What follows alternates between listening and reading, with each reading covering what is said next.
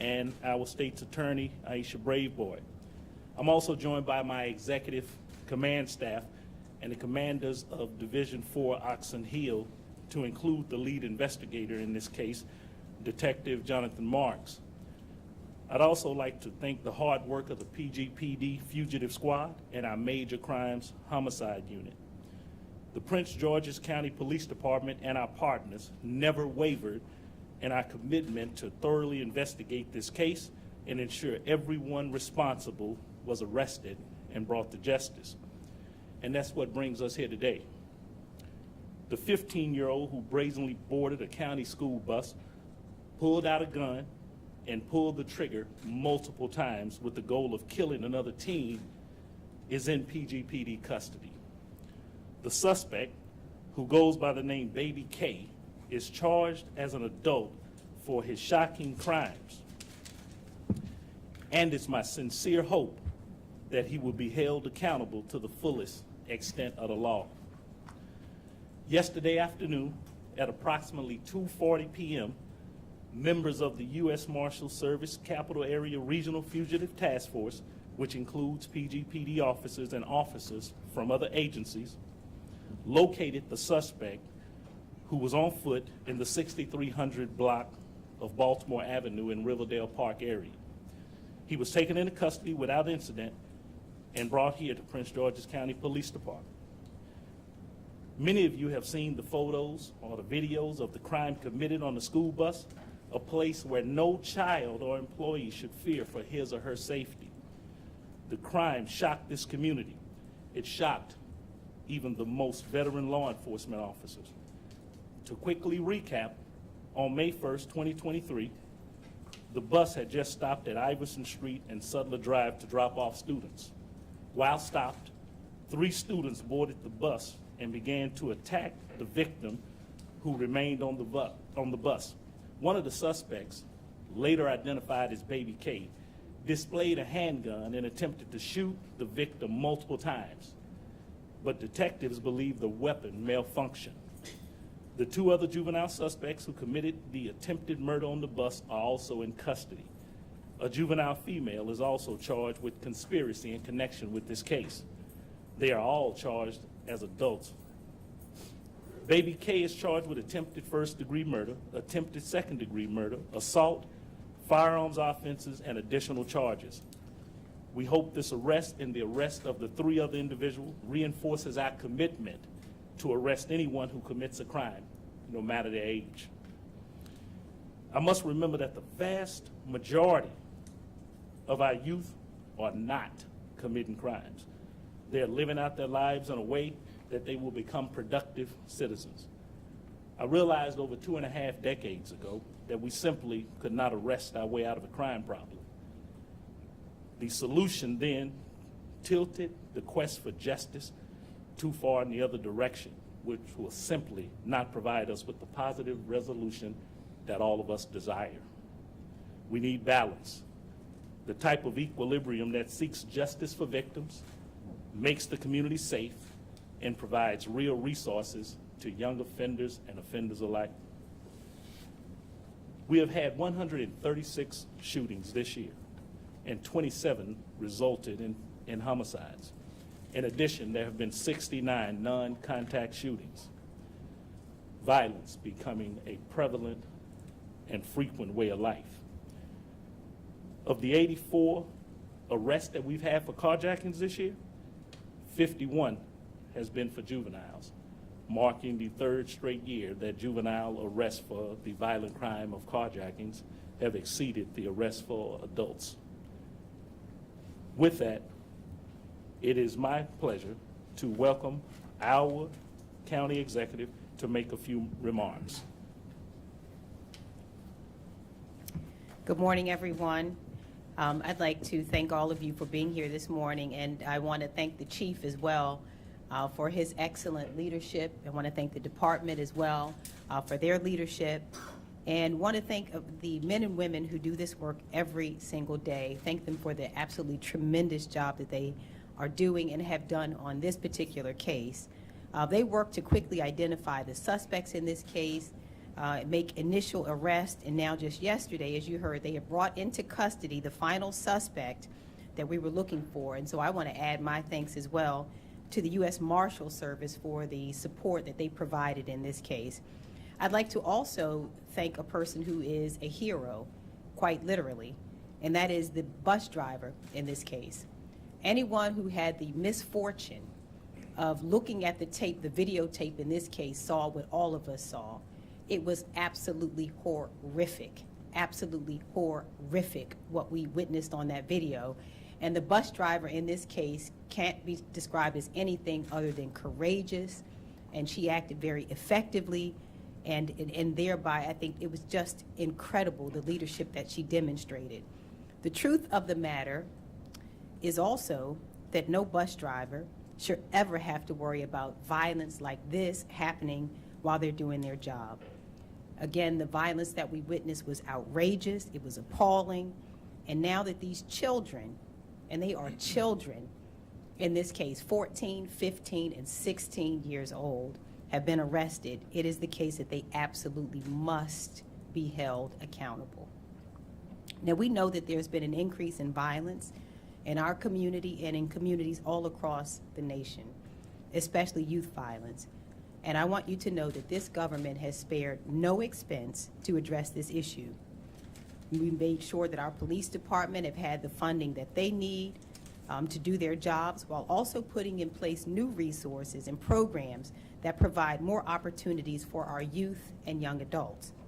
In this year's budget that we just passed, we are fully funding our school system budget by investing a historic $2.8 billion, which is 6.5% increase over our historic funding from last year. We've invested $390 million directly to support our police department in this year's budget, ensuring that they have the resources they need to combat the rise in crime. That funding supports 4 new recruit classes for a total of 120 new police officers. We are also providing incentives for new police officers. We've allocated funding for the Police Explorers program to help expose young people to positive interactions with police and potential careers in law enforcement. We're also putting another $2.5 million toward youth development programs in our county. Those programs are similar to our summer youth enrichment program. We have these summer passport programs, and over the past 4 years, even in a pandemic, we hired over 17,000 youth through the summer youth enrichment program, and over another 1,600 youth have been provided opportunities through our summer passport program. You should know that we've also put another $1 million toward Hope in Action, the anti-violence initiative, which has deployed violence interrupters in communities across the county and funded nonprofits to provide wraparound services to youth and to young adults. Through Hope in Action, we have served over 29,000 residents to date who have been served with wraparound services such as after-school programming, mental health services, workforce development, and housing support. We're working to expand behavioral health services because we know that mental health is a top health care need for our county, and we've invested $23.2 million just this year in our budget for behavioral health programs. We've created a Returning Citizens Affairs division within our office last year to better support returning citizens as they transition back into our community. And just last month, they held their first annual summit as a part of the National Second Chance Month, in addition to a series of events throughout the month to support returning citizens.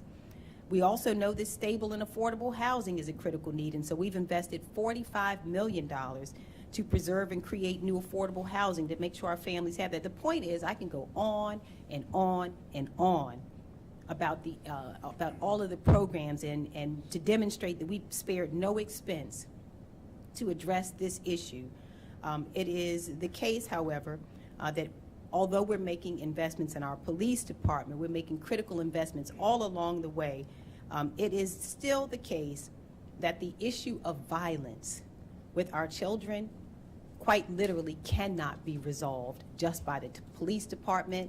It is an issue that literally cannot be resolved simply by the government alone. We need our community to help us as partners in this work, to wrap their arms around these children. And we need to ask ourselves, because as you've heard the chief say, the people that we are arresting primarily, especially for the crime of armed carjacking, the one that has had our community almost literally under siege. None of us feel safe. I don't feel safe stopping at a gas station to get gas. Look all around. We all feel somewhat under siege, and we have to ask ourselves, if these are children, if they are 14, 15, and 16 years old, where are their parents? It's a fair question. Where are their family members? Where are the aunties, the uncles, the godmamas? Where are the people who are responsible for these youth? They are not responsible for themselves. They are not. So who's looking out for these children? We have to ask ourselves, in this case, how was it possible for a child to attempt to shoot another child and then to be able to be on the run for weeks? And as our department and the U.S. Marshal Service spared no expense to find the child, the truth of the matter is these are questions that the government can't answer alone. Can't. Where was this child? For a month, the child was on the lam. We have to make sure that in instances like this, we are holding people accountable for the acts of violence that they commit in our community. Is absolutely unacceptable. And as the chief has said, it's a small segment of our kids. The vast majority of our kids, you've seen them all on social media. They've been at proms and they're enjoying themselves, preparing for the next phase of their lives. We're celebrating our kids who are graduating from high school this week. The vast majority of our kids are doing exactly what they should do. They are tremendous and exceptional children, but there's a small segment of our kids who, I have to tell you, because I hear it all the time, program. We can create every program known to man, and it will do very little if the children who commit these acts of violence are not held accountable. And so we are working to make sure that that happens, because that is the only way that the violence will end. So again, I want to thank everybody involved in this system. I want to thank the men and women of this department. I want to thank the U.S. Marshal Service. We're here with the state's attorney. I want to thank everyone who is working diligently to make sure that our streets are safe, because our community deserves to live in a place that is safe. But we have to ask the tough question. These are children. Who's responsible for these children? And let's work together as a community to solve this issue. So I now would like to turn over the microphone to our state's attorney, Aisha Braveboy.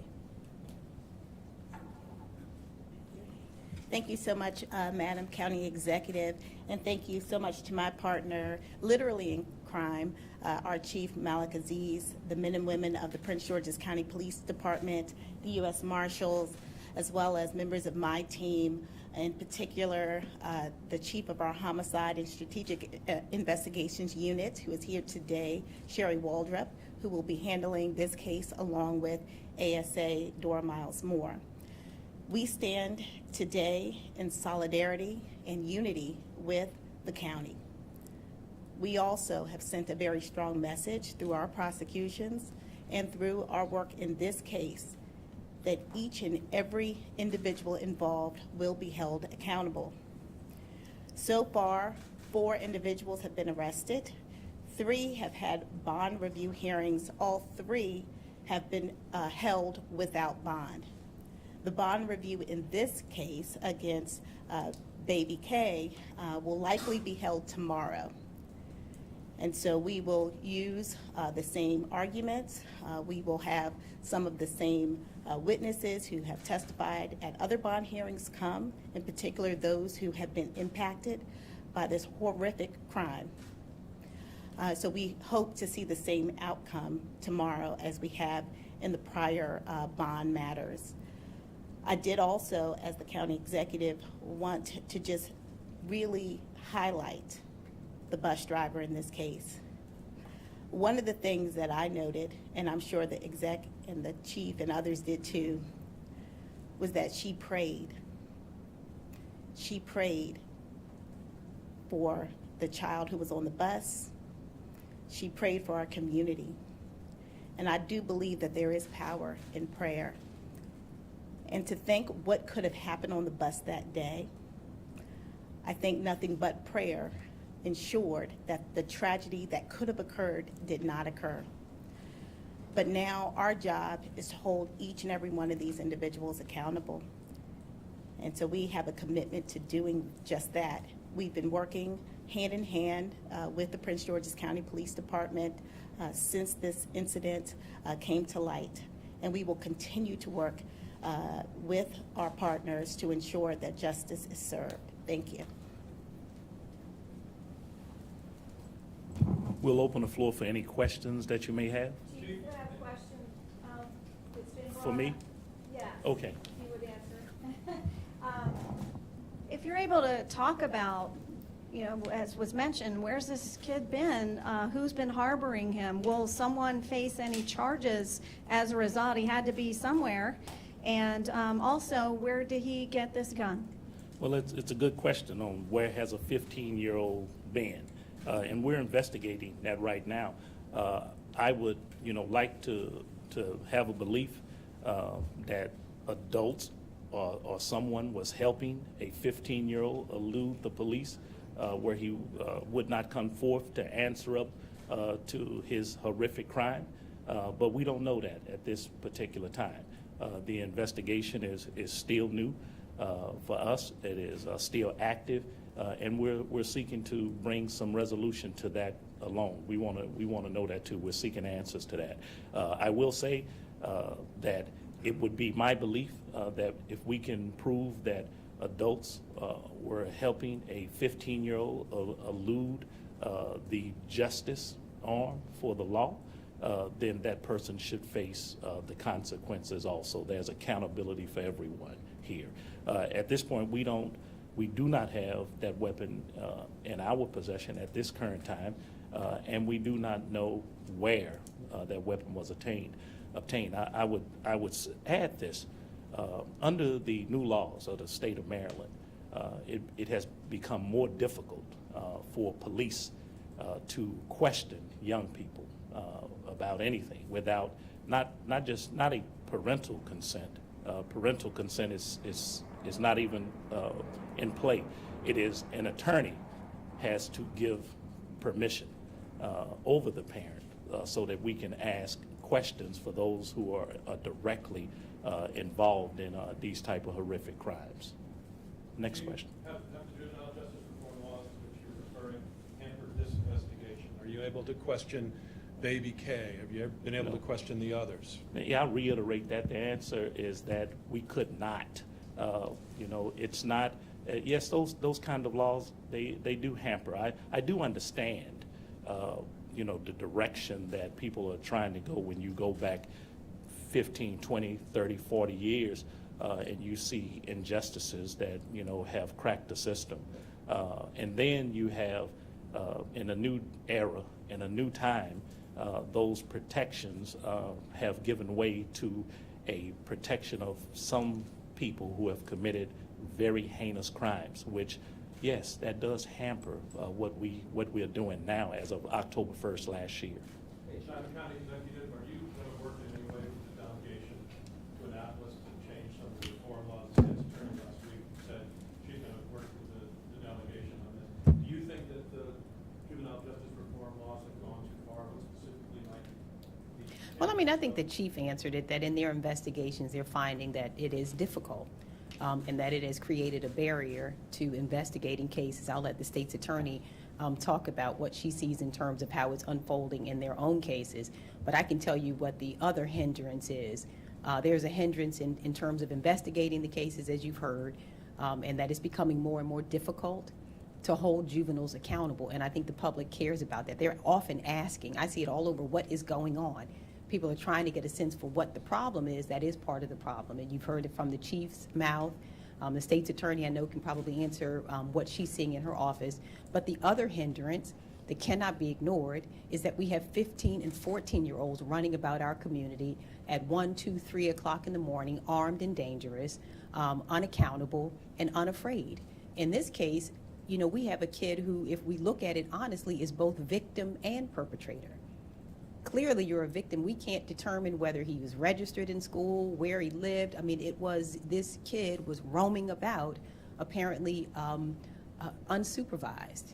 and dangerous and armed? And that question is a good question, is how is that allowed to happen? And that surely has to factor into what we're seeing in this picture that everybody's trying to understand. So when we talk about what the failures are, there are multiple lines of failure, but this kid, as far as I can tell, was first apparently victim, and then he became a perpetrator. So should parents be held accountable? for that? Absolutely, absolutely. In what way and how? You know, and that's best for the folks who are investigating this case to determine what the lines of failure are. But I think parents have responsibility over their children. I think most people agree. We'll see what the law says about parents and their kids. But I think that, yes, parents and family members ought to have responsibility for their kids. That's what the law says, is that kids are not responsible for themselves. Madam Executive, any thought to reinstating a curfew? Well, the curfew is ongoing. The curfew is just, I have to remind you, just one tool. One of the things we realize is that the environment changes over time. And so it may be the case that the curfew is effective during one period, and we found that it was effective as we began to enforce it last year, and then the environment changed. And so we have to continue to change our tactics. We'll follow the leadership of the police department. They'll let us know which tactics to employ at which time. But the curfew is not an elixir, a complete cure-all. It's just one of the many tactics that we've employed, strategies, to engage parents and family members and to have them asking the question, where is my son or daughter, between the times of 10 p.m. and 5 a.m. when we saw that the majority of these crimes are being committed. Chief, There's a lot of people online. Chief, there's a lot of people online talking specifically about this case more directly. One of the comments are being made is that this juvenile apparently tweeted out or sent a social media message out before saying snakes out of the cage, that he had a history with the juvenile justice system. What more can you tell us about that? And the other part of the question is, how can the community trust that there is accountability if we're seeing someone online bragging about being in and out of the system? Well, first, I think you're seeing a greater part of what is happening in the greater culture. This is a newer age of social media, and with no accountability.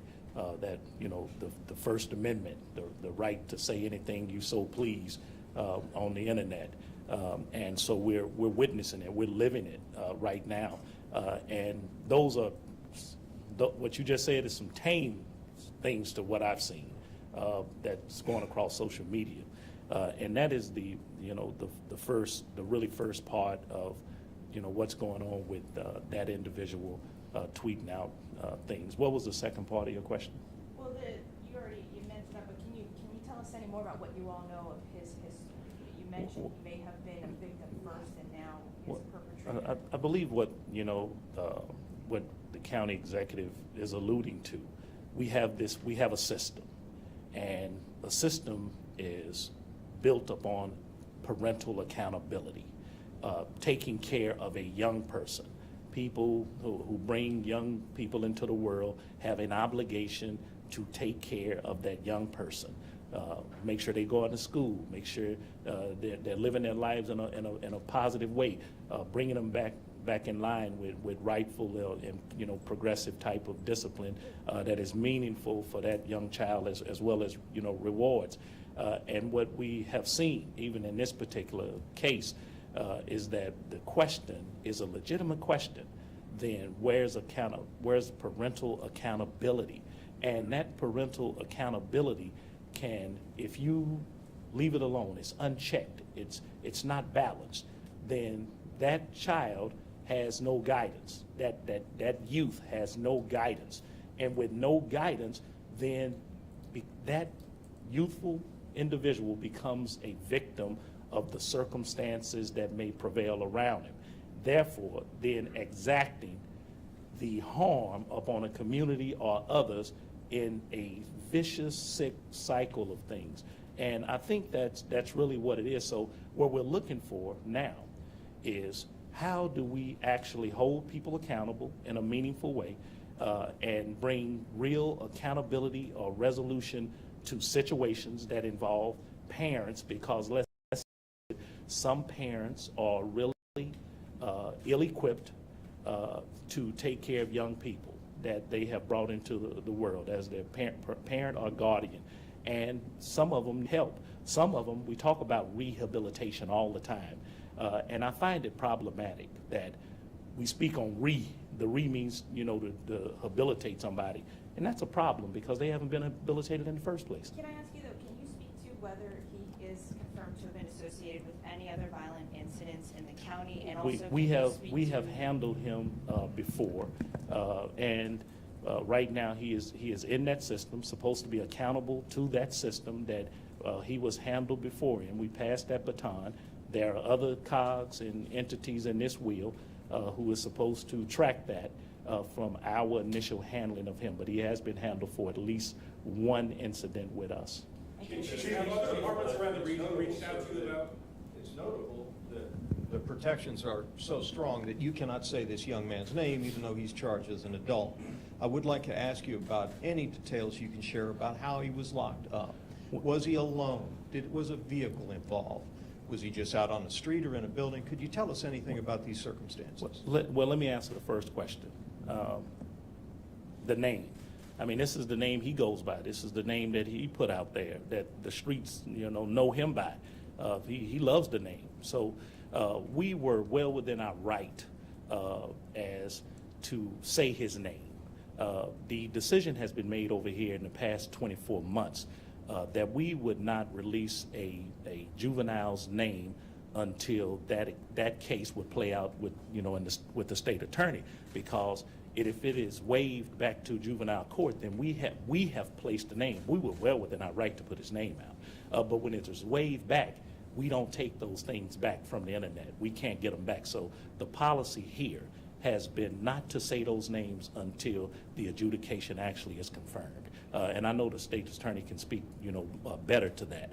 The second deal, right now, he was alone. We arrested him alone. There was no one else with him right there at that moment where we arrested him. There are other parts or factors in the investigation that we want to know. How did this individual get there? Where has he been all of this time? What has he been doing in these weeks that we've been looking for him, that he's had all this time to turn himself in, and since he is committing adult offenses, that he would allow himself to come before a court. But young people know the law better than we do. Well, you've seen the YouTubes on the collaborators creating highly produced music videos. I'm not suggesting any of these folks are involved or not, but he clearly had a support system, a lot of people. These videos have been posted recently. The producers have since taken them down. He had a whole system. Is that fair to report it that way? Well, I would agree that he had a system because he eluded us for a few weeks, but no one escapes. That's why we had a U.S. Marshals Task Force. To look for individuals like that who were skirted. So no doubt that he had help. I don't think any reasonable person would agree with that statement. I can't disagree with anything you just said. Chief, do you believe that he may be connected to? One person at a time.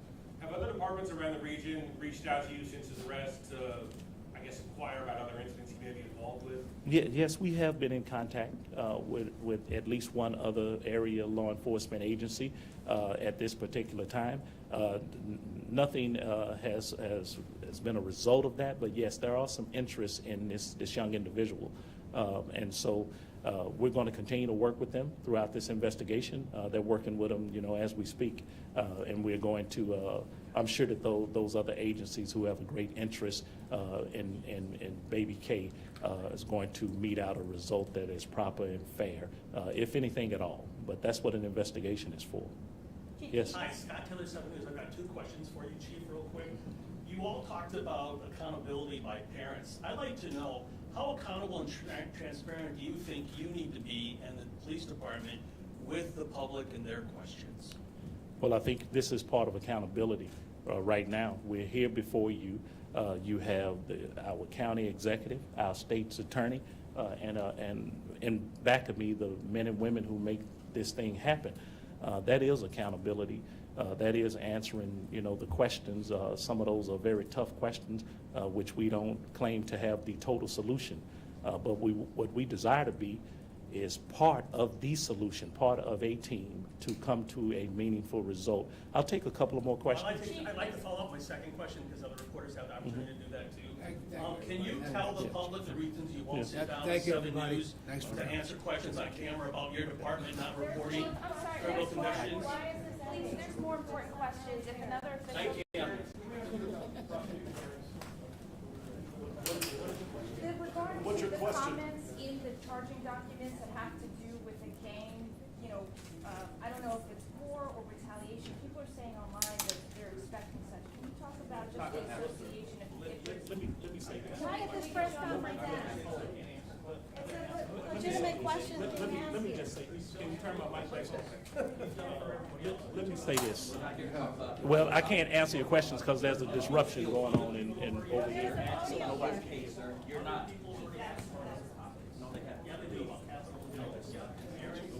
That one was working. Thank you. It was.